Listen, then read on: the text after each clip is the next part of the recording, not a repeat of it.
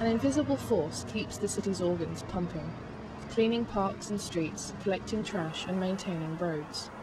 But in an economic crunch, public services in Los Angeles may be the first to be put on a diet. There really isn't any fat left to trim. A city runs on many different wheels. So you can't say, well, this wheel all of a sudden isn't part of the truck.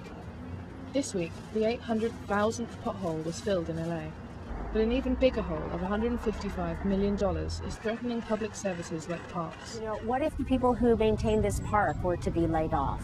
This park is an important resource for the community, and if kids don't have any place to play after school, they may do things that create a public safety problem. MacArthur Park will get less.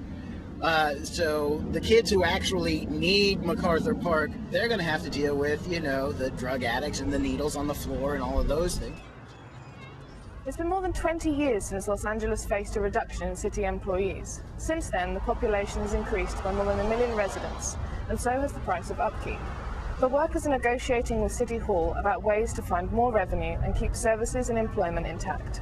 We're trying to do everything we can to avoid layoffs because layoffs, at least in our bargaining units, means service reductions. Despite the deficit, the mayor has vowed to continue expanding the LAPD by hiring 1,000 police officers, which may mean higher fees for LA's residents from parking to trash removal. You know, collecting revenue when people's meters expire. We all hate it, but it's revenue that is owed to the city.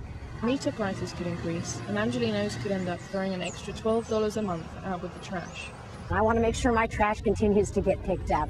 These are very, very important city services. There are 237,000 millionaires that live in Los Angeles. Now, tell me again why I have to pay extra money for my trash to get picked up? In the coming weeks, City Hall has some prioritizing to do, and Angelenos may have to decide whose burden the city is to bear. This is Emily Henry reporting.